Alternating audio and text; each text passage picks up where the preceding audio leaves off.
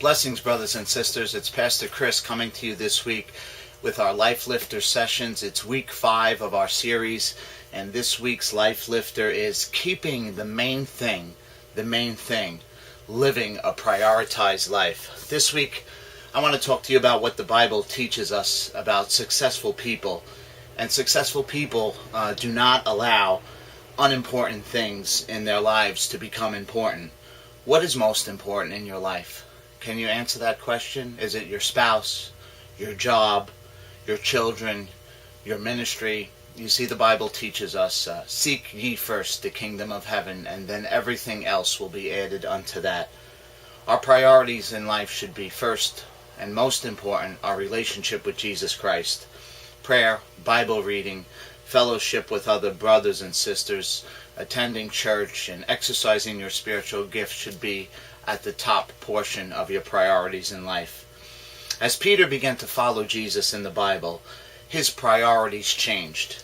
The more time Jesus spent with Peter, the more Peter observed Jesus, and he watched and he learned the difference between fruitless activity and accomplishments that meant something for the kingdom.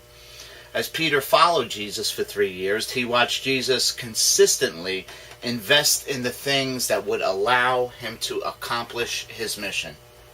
So what are the things in your life that need to be reprioritized?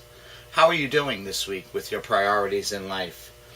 How and where you spend your time really is a reflection about your priorities. How and where you spend your money in life is a reflection on your priorities.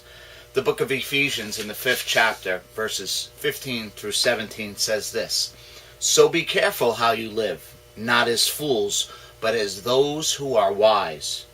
Make the most of every opportunity for doing good in these evil days. Don't act thoughtlessly, but try and understand what the Lord wants you to do." Paul encourages the Ephesians to live a life that is prioritized with God being first. As followers of Jesus, we can either organize our lives or agonize our lives. The principle I've followed for several years is called the Pareto principle, and it states this: 20% of what I do gives me 80% of my outcome. So in the first couple of hours of work, maybe if I get in at 7 o'clock, from 7 to 10 o'clock, I realize it's probably my most effective time, and I accomplish most of the things that I need to get done within that 20 to 25% time frame.